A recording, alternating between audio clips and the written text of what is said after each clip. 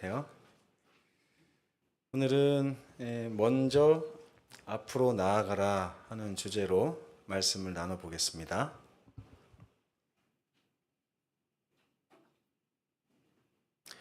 다 함께 출애굽기 14장 15절에 있는 말씀 함께 읽겠습니다.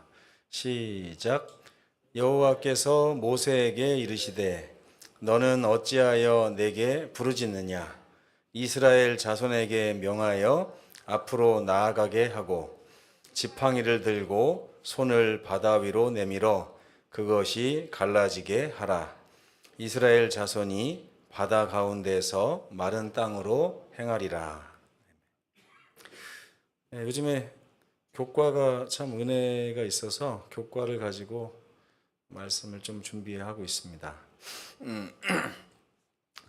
이제 하나님께서 이스라엘 백성들을 그 애굽에서 이끌어 내셨고요. 이번 주에는 하나님의 인도하심에 따라서 이스라엘 백성들이 애굽을 나와서 전진하고 있는 중에 만나게 된 그런 어려움에 대해서 좀 이야기가 있었습니다. 하나님께서 이스라엘 백성들을 애굽에서부터 이끌어내셨는데 그 이끌어내신 곳이 어디냐면 광야였어요. 광야. 아무것도 없는 땅. 물론 약속은 있었죠. 젖과 꿀이 흐르는 가나안 땅으로 인도하시겠다고 하는 약속은 있었습니다. 그래서 그 약속을 따라서 나왔는데 애굽에서 나올 때부터 하나님께서 주신 큰 은혜가 두 개 있었습니다. 뭐냐면 구름 기둥과 불 기둥이었어요. 예. 낮에는 구름 기둥, 밤에는 불 기둥. 이 얘기가 저는 어렸을 때 굉장히 좀 아름다운 모습처럼 보였거든요. 들리기도 하고. 근데 가만히 보니까 하나님께서 우리를 이끌어 가시려고 하는 그 장소. 얼마 전에 우리 장금원 선생님 침례 받으셨잖아요. 예, 침례 받으시고 나서 그 이후에 펼쳐지는 그러한 삶이 어떤 삶이냐면 하나님께서 구름 기둥과 불 기둥을 통해서 이끄시는 삶이에요. 이게 아름답게 들릴지 모르지만 여러분 굉장히 좀 심각합니다. 왜 심각하냐면 낮은 너무 뜨겁다는 거예요. 우리가 걸어가야 하는 그 길이 낮은 너무 뜨거워요. 그래서 하나님이 개입하시는 손길, 이 사막에 구름이 어디 있습니까? 아무것도 없죠. 근데 그 아무것도 없는 사막에 하나님께서 구름 기둥을 주셔서 그들을 태양으로부터 감춰주시지 않았다면 그 길을 일반적인 사람들이 통과할 수 있었을까요? 네, 없었을 거예요. 그래서 이스라엘 백성들은 싫으나 좋으나 하나님 이끄시는 길을 따라갈 수밖에 없었어요. 왜냐하면 이제 성소에서 구름이 쫙 떠오르잖아요. 떠오르면 이제 구름이 이동한다는 뜻이에요. 그러면 그늘을 따라가지고 가야 되는 거예요. 안 가면 어떻게 돼요? 그 광야에 막 그 뜨거운 걸 다 맞아야 되고 결국에는 말라 죽을 수밖에 없는 그런 거죠. 또 밤에는 어때요? 밤에는 또 너무너무 추워요. 일반적인 인간의 상식으로는 그 광야길에서 40년을 산다는 것은 사실 불가능합니다. 그런데 하나님께서는 그냥 보내시는 것이 아니라 불기둥을 또 주셨어요. 그래서 이 성소 위에서 타오르는 그 불이 그 추위를 막아주는 것입니다. 만약에 밤에 그 불기둥이 움직이면 어떻게 해야 돼요? 얼어 죽지 않으려면 따라가야 되는 것입니다. 이것이 하나님께서 애굽에서 이스라엘 백성들을 이끌어내셨을 때 그들이 처음으로 경험한 거예요. 따라가지 않으면 어떻게 된다? 죽는구나. 우리가 가는 길이. 근데 만약에 안 따라가면서 불만할 수 있어요. 하나님은 왜 우리를 이렇게 덥고 이렇게 추운 곳으로 이끄셨단 말인가? 우리를 사랑하시는 게 맞은가? 이런 고민을 하겠죠. 엊그저께 저희 집에 갔다 왔는데 제 고향 교회가 그 금산에 있는 마전교회예요. 지금은 추부면이기 때문에 추부교회로 바뀌었는데, 하필 우리 사촌 동생 내외가 충청 앞에 보건복지부장을 하고 있는데, 맡은 교회가 또 추부교회라고 해서 거기를 다닌다는 거예요. 그래서 이야기를 좀 나눴어요. 그러면서 이제 우리 성도들 사진입니다 하고서 보여주는데 깜짝 놀랐습니다. 30년 전에 제가 그 교회를 다녔을 때의 멤버와 지금 그 사진에 있는 멤버가 싱크로율이 거의 100% 정도 되는, 똑같아요. 단지 나이만 다 드셨어요. 이렇게 나이만 다 드셔가지고 어떤 분은 돌아가셨겠거니 했더니 아직도 생존해 계시더라고요. 90 몇 세인데도 생존해 계신데 그 멤버가 30년 동안 똑같은 거예요. 그걸 보면서 이 길이 그렇게 쉬운 길이 아니라는 거구나 하는 걸 깨닫게 됐습니다. 그러면서도 그분들이 그 30년 동안 꾸준하게 하나님의 교회를 지키면서 또 신앙을 유지했구나 하는 것을 보면서 또 감동이 되기도 하고. 근데 이제 돌아가실 날이 얼마 남지 않았는데 돌아가시고 나면 이 교회도 이제 또 맥이 끊기겠구나 이제 이 생각이 들더라고요. 가만히 보면 하나님 믿고 사는 삶은 그렇게 쉬운 삶 같지는 않습니다. 근데 쉽지는 않지만 굉장히 좀 흥미로운 그런 삶이라는 생각이 들어요. 여러분 혹시 낮에는 구름 기둥, 밤에는 불 기둥 살면서 보신 적이 있으세요? 저는 얼마 전에 연기 기둥은 봤습니다. 저 금호타이어 이렇게 불났는데 와, 온 천지가 새카마해지더라고요. 근데 그 정도로 하나님의 구름이 이스라엘 장막을 이렇게 에워싸 가지고 그들을 보호했다는 거예요. 그런 삶이에요. 우리가 걸어가야 되는 삶은 장밋빛 뭐 그런 삶 아닙니다. 내가 침례를 받고 예수님 믿으면 그때부터 창창한 나의 인생이 펼쳐지겠지.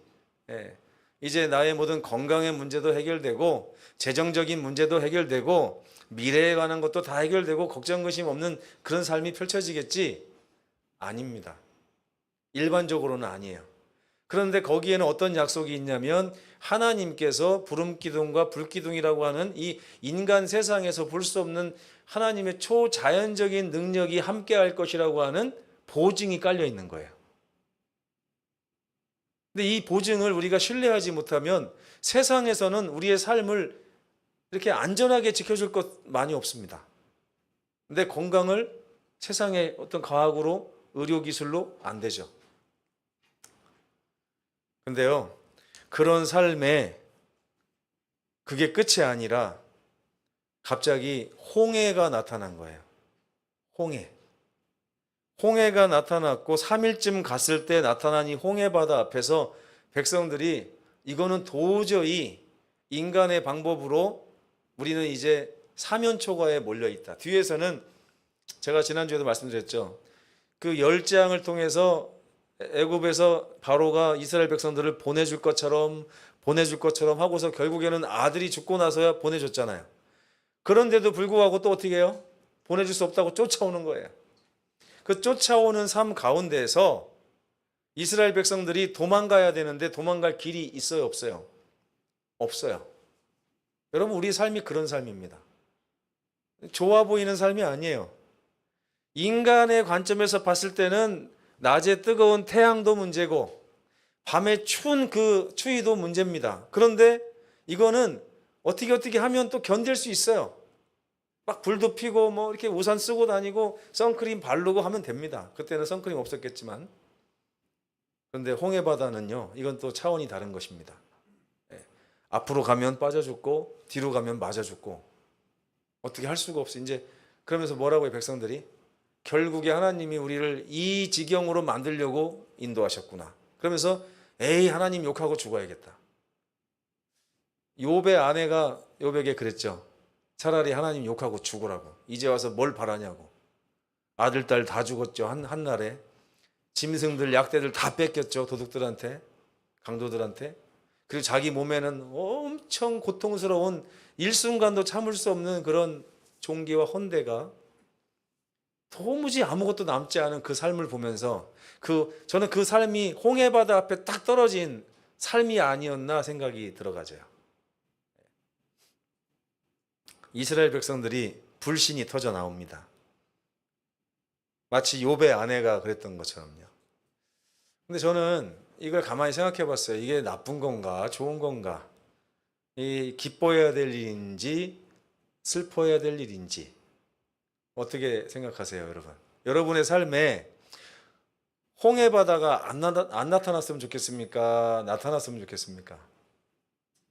여러분의 삶에 뜨거운 태양, 추운 추위 있었으면 좋겠습니까? 없었으면 좋겠습니까? 있었으면 좋겠습니까? 왜 그렇죠? 스릴 같은 것도 있고요. 근데 맞아요. 그게 없으면 우리가 구름 기둥 볼 일이 없습니다. 그게 없으면 불 기둥 볼 일이 없어요. 그게 없으면 홍해 바다가 갈라져서 마른 땅을 걸어갈 일이 없습니다. 근데 하나님께서 우리를 그 길로 인도하시는 이유가 뭘까요? 에이, 고생 좀 해봐라 이 녀석, 이겁니까? 아니에요. 그 광야길을 인도하시고 광야길로 가라고 하신 이유는 하나님이 나한테 뭐가 있는지 아니? 나 구름 기둥도 있고 불 기둥도 있다. 이거 보여주시려고 하는 거예요. 하나님이 홍해 바다 앞으로 우리를 이끄시는 이유가 뭡니까? 나는 바다도 가를 수 있어 하는 걸 보여주시려고 하는 거예요. 그러면서 하나님의 위대함을 우리가 발견하고 또 그분의 전지전능함을 깨달으면서 내가 지금 쫓아가는 이분이 얼마나 굉장한 분인가 하는 것을 알게 되는 것입니다. 근데 이 사람들은요, 조금 전만 해도 열재앙을 겪었던 사람이에요. 그 수많은 이적을 10번이나 겪은 사람들. 그 권능을 보았지만 홍해 바다가 딱 앞에 오니까 어떤 생각밖에 안 나요? 기억은 어디로 가고 현실만 남은 거예요. 우리 신앙에서 기억은 어디로 가고 현실만 남으면 하나님을 불신할 일밖에 남지 않습니다. 근데 그들이 그랬다는 것입니다. 근데 이제 이때 모세가 하나님께 부르짖었습니다. 그랬더니 하나님이 오늘 아까 주제절처럼 그랬죠. 너 어찌하여 나에게 부르짖느냐? 나에게 부르짖을 시간에 그 백성들을 명해서 앞으로 나아가게 하라. 네. 이상하죠, 여러분? 앞에 뭐가 있는데 지금? 홍해 바다가 있어요. 저는 수영을 잘 못하는 사람입니다. 결혼식 하고서 발리로 신혼여행 갔다가 해상 활동하다가 밥 먹으라고 들어오라고 해서 저희 집사람을 먼저 가라고 보냈는데 수영을 얼추 하더라고요. 계획을 막 짜고 가요. 그래서 아이고 헤엄도 되게 못 치네 그랬어요. 근데 저도 이제 가려고 하는데 아무리 굴러도 앞으로 나가질 않아요. 물살 때문에. 그래가지고 거기서 힘이 빠져갖고 구명조끼는 입었지만 이렇게 막 빠져 들어가는데 저희 집사람이 저를 구하러 와가지고 끌고서 이렇게 갔어요. 그런 게 바다예요, 바다. 그죠? 그 바다 앞에서 멈춰가지고 두려워하는 게 당연한데 하나님께서 너 어찌하여 이 백성들을 명하여 앞으로 나아가라고 하지 않느냐? 이렇게 명령하는 거예요. 하나님이 지금 되도 않는 말 하시는 겁니까? 아니면 뭔가 이유가 있을까요? 내가 그동안 너희의 삶에 아닌 것 같은 그 길을 열었던 적이 몇 번이냐? 이걸 말씀하시고 계신 거 아닙니까?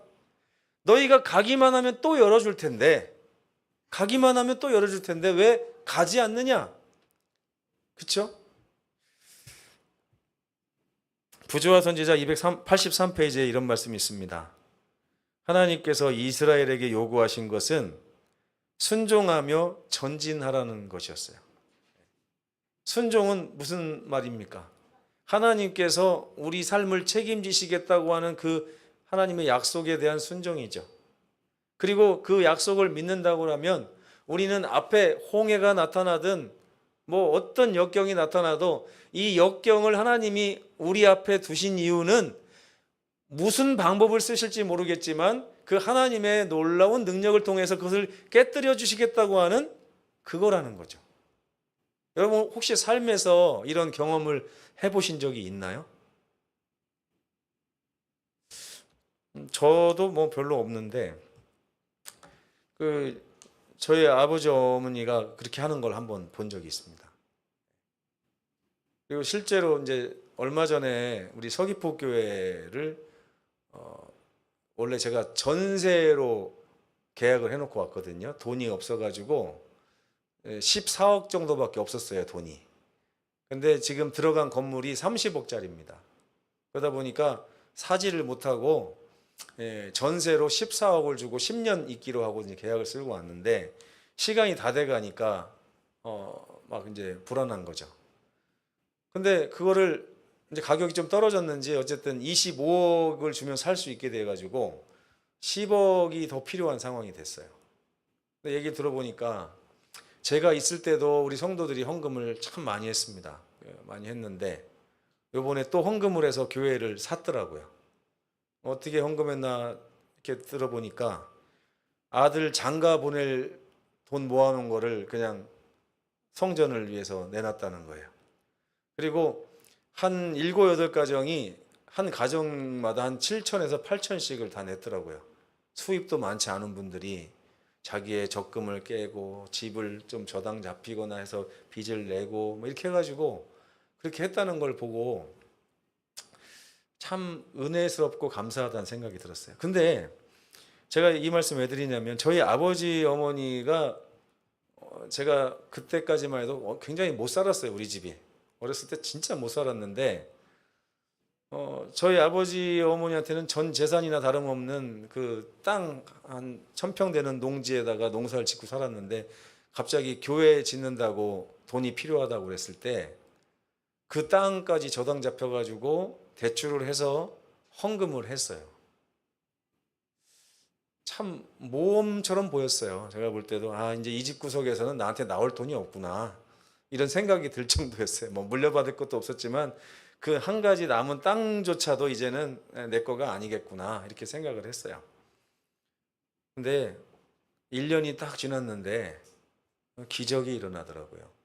하나님께서 갑자기 그 지지리도 못 사는 동네거든요. 거기가 인삼 농사 짓고 막 이런 동네인데 거기에 누군가가 농업진흥청인가에서 깻잎 농사를 막 이렇게 퍼뜨렸어요.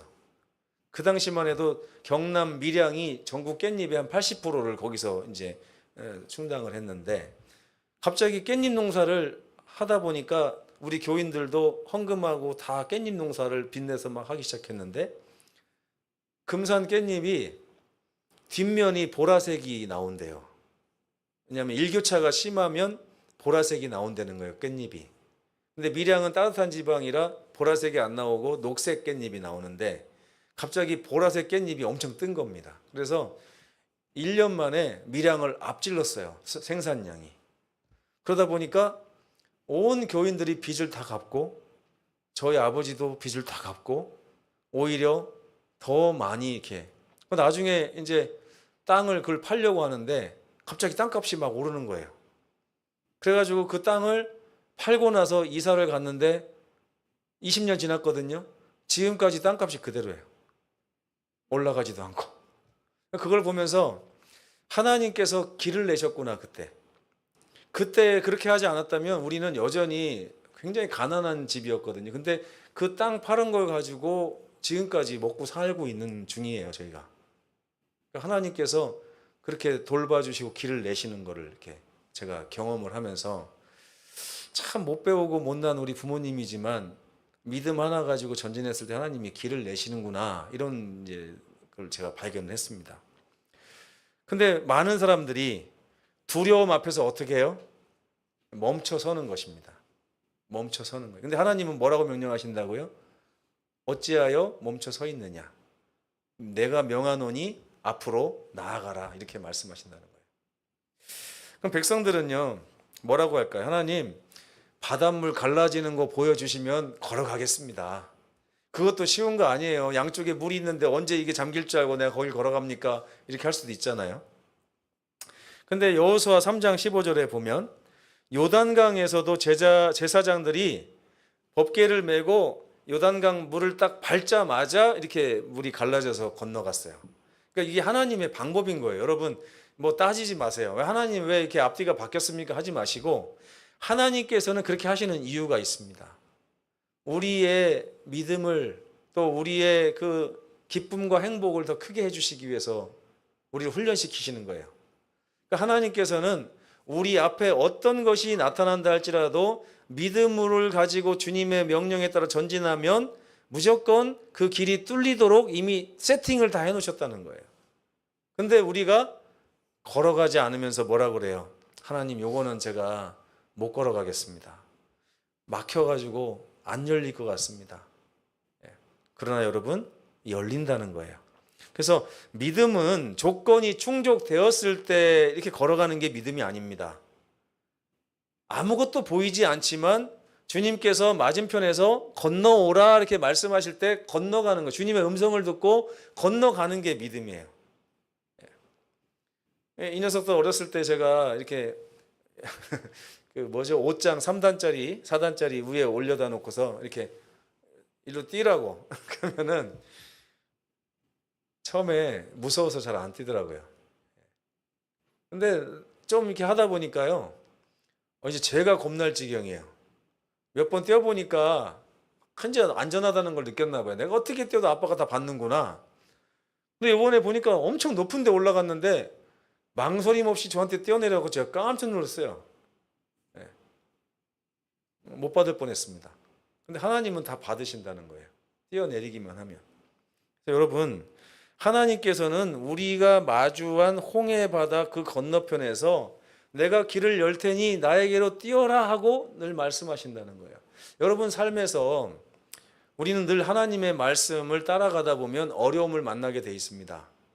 근데 어려움을 피해가는 신앙을 하시는 분들이 있어요. 이거는 안 되겠어. 이번 안식일은 안 되겠어. 이거는 안 되겠어. 이렇게 하면서 피해가는 분들이 있어요.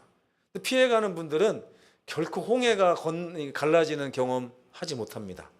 30년이 지나고 40년이 지나도 나 옛날에 홍해가 갈라졌어 이런 얘기 못해요. 근데 저도 사실 뭐 믿음이 그렇게 많은 사람은 아닙니다만은 저도 군대 갔을 때 에이 될 대로 되라 하고서 안식일 한번 지켜볼란다 하고서 막 상관한테 이렇게 손들고 반항하고 막 별짓을 다 해봤거든요. 때려서 다리 부러지면 병원 가면 되지 뭐 이렇게 하면서 했는데 한 번도 맞지 않았어요. 그러면서 오히려 그때마다 하나님이 준비해 놓으신 길이 탁탁탁탁 열리는 것을 한 3번 정도, 제가 자대를 3번 옮겼거든요. 근데 3번 내내 하나님이 다 길을 준비하고 계신 걸 보면서 제가 마음이 자라나더라고요. 하나님은 굉장히 재밌으시구나.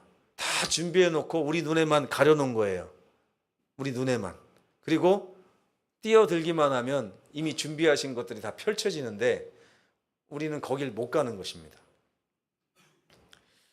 우리는 기도하면서 문을 열어주시면 따르겠습니다 라고 하나님 앞에 얘기할 때가 많죠. 그러나 성경은 믿고 나아가면 문은 열리게 돼 있다라고 우리에게 말을 하고 있습니다.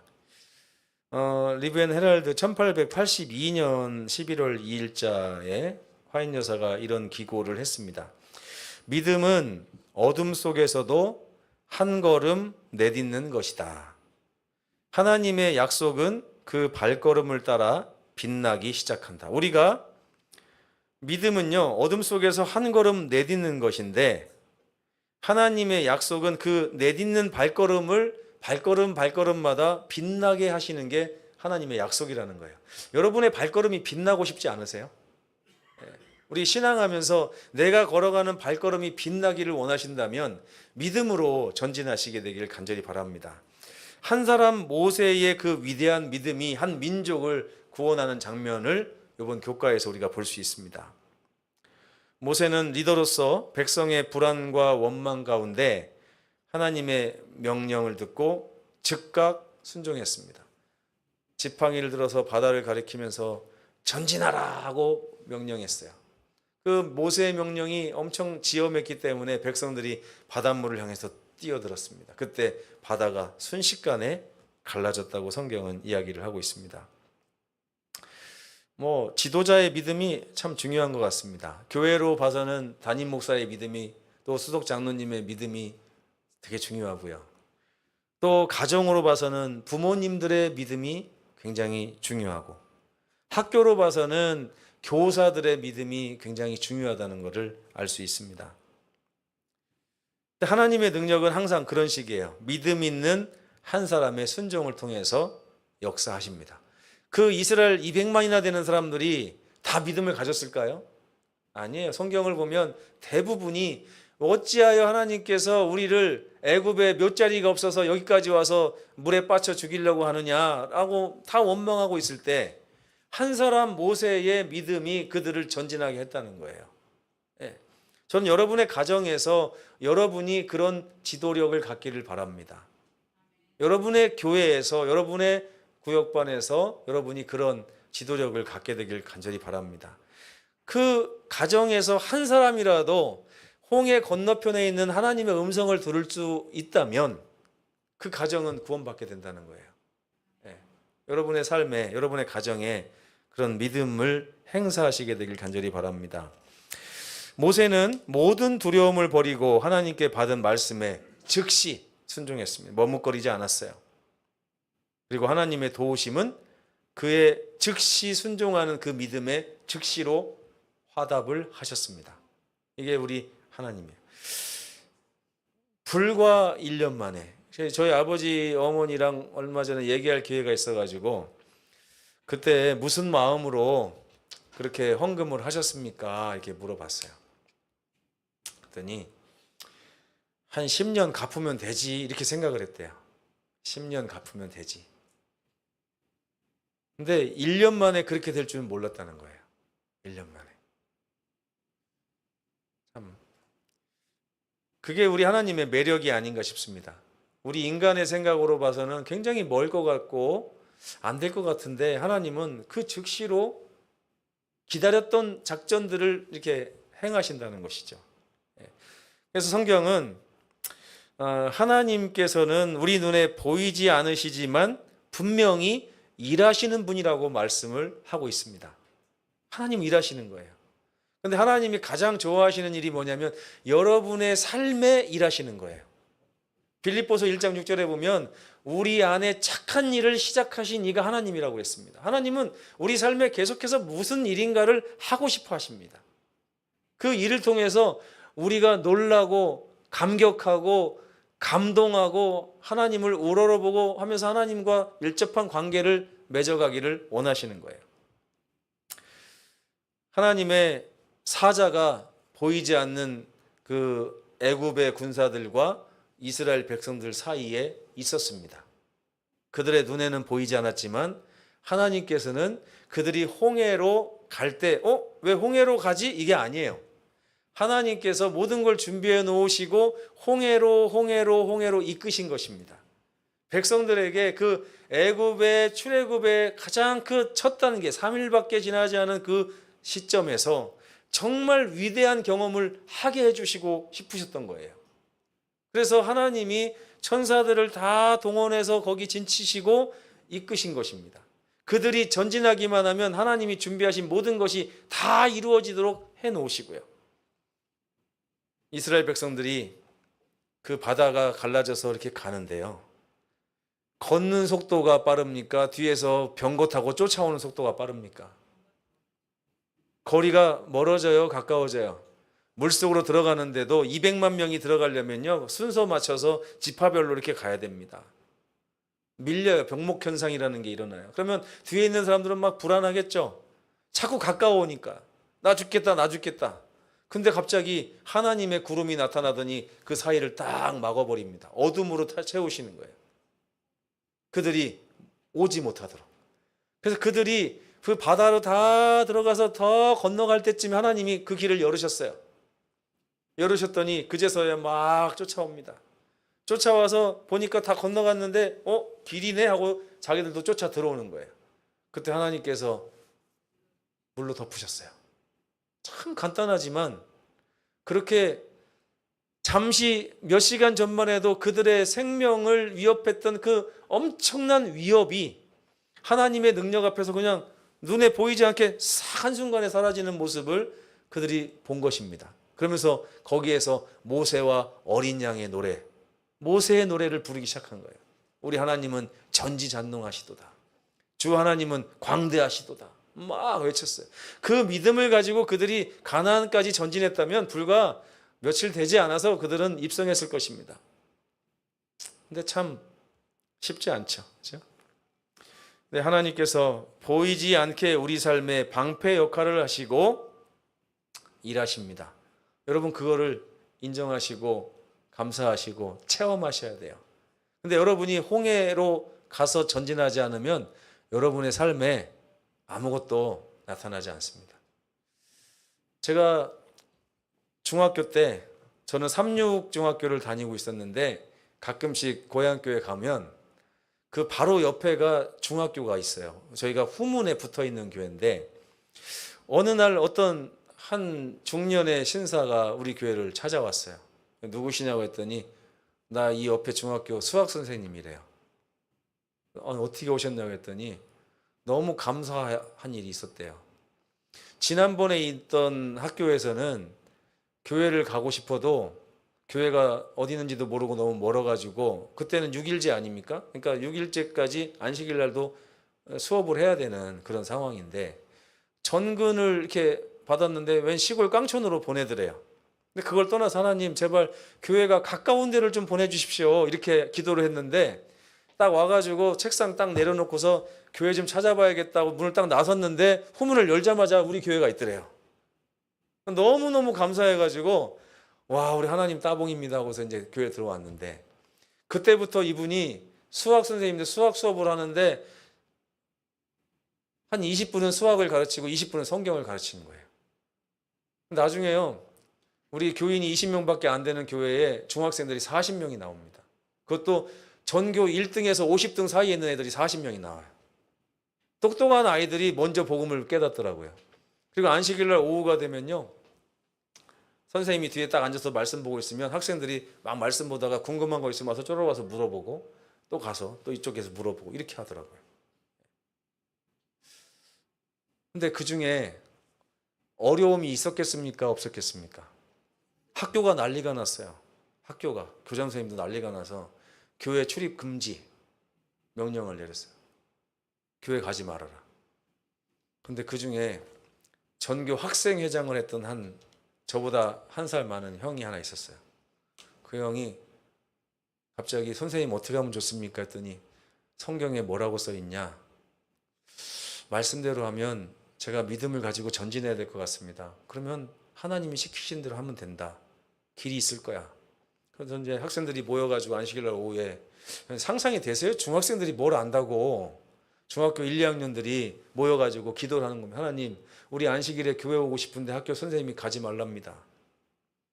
그래서 거기서 모여서 기도하고 나서요 그 중학교 회장이 교장실을 찾아갔어요. 선생님 우리 교회 보내주십시오. 안 돼. 우리 교회 보내주시고 나서 다음 시험에서 우리가 성적이 떨어지면 안 가겠습니다. 근데 다음 성적이 더 좋아지면 우리 교회 보내주십시오. 그랬더니 그래? 그러더니 허락을 해주셨어요. 다음 성적이 엄청나게 올라가가지고 그 다음부터 학교 교사 선생님이 우리 교회를 너무 좋아해요. 모범생들만 막 다닌다고. 여러분 이게 어려운 일이에요. 그죠? 쉽지 않은 일입니다. 그러나 달려가고 먼저 걸어가면 거기엔 반드시 길이 있더라고요. 하나님이 열어놓으신 길이 있어요. 다니엘이 뜻을 정한 것처럼 그 당시에 그 학생들도 다니엘서 1장을 읽고서 우리도 뜻을 정해서 한번 이 다니엘서 1장이 실제적으로 우리 삶에 펼쳐지는지 봅시다 해봤더니 환관장이 교장 선생님인 거예요. 환관장이. 그리고 실제로 그들이 열흘 지나고 나서 보니까 훨씬 더 아름다운 모습으로 변한 것처럼 그 학생들이 성적이 다 올라간 거예요. 그리고 심지어 100등 밖에 있던 학생들도 우리 교회 다니면 성적이 착착착착 올라가는 거예요. 네. A조에서 노니까 그렇게 되더라고요. A조에서 노니까. 믿음이란 하나님께서 이미 시작하신 싸움을 우리가 용기를 내서 동참하는 것입니다. 우리가 용기를 내서 동참하면 하나님이 그때서야 한번 해볼까 하고 오는 게 아니라 하나님이 다 시작할 모든 준비를 다 해놓으시고 우리가 발 떼기를 원하시는 거예요. 그 발을 여러분 각자의 그 못되신 발들이 다 있어요. 제가 압니다. 그 발을 좀 떼시면 좋겠습니다. 믿음은 현실 앞에서 도망가는 것이 아니고요. 하나님의 음성을 근거로 그 반대편에서 기다리고 계시는 하나님의 음성을 듣고 하나님 쪽으로 전진하는 게 믿음입니다. 오늘 우리 삶에는 갈라지지 않은 홍해가 누구에게나 있습니다. 그러나 하나님은 여전히 말씀하십니다. 내가 다 준비되었으니 앞으로 나아가라. 여러분 어떻게 나아가시겠습니까? 기적은 지금도 살아 있습니다. 그러나 그 기적은 갈라진 바다 너머에 있는 것이 아니라 믿음으로 내딛는 나의 발걸음 바로 아래, 거기서 기적이 시작됩니다. 이사야 41장 13절에 이런 말씀이 있습니다. 나 여호와 너의 하나님이 내 오른손을 붙들고 이르기를 두려워하지 말라. 내가 너를 도우리라. 분명히 약속하셨습니다. 맞은편에서 우리를 부르시는 하나님의 음성을 들으시기 바랍니다. 그리고 전진하시면서 우리 하나님이 내 삶에 구름 기둥을 보내주셨어. 불 기둥을 나는 봤어. 홍해가 갈라지는 걸 봤어 하는 이런 믿음의 경험들을 충만히 하시는 우리 모든 성도들 되시기를 간절히 바라면서 오늘 말씀 마치겠습니다. 기도하시겠습니다.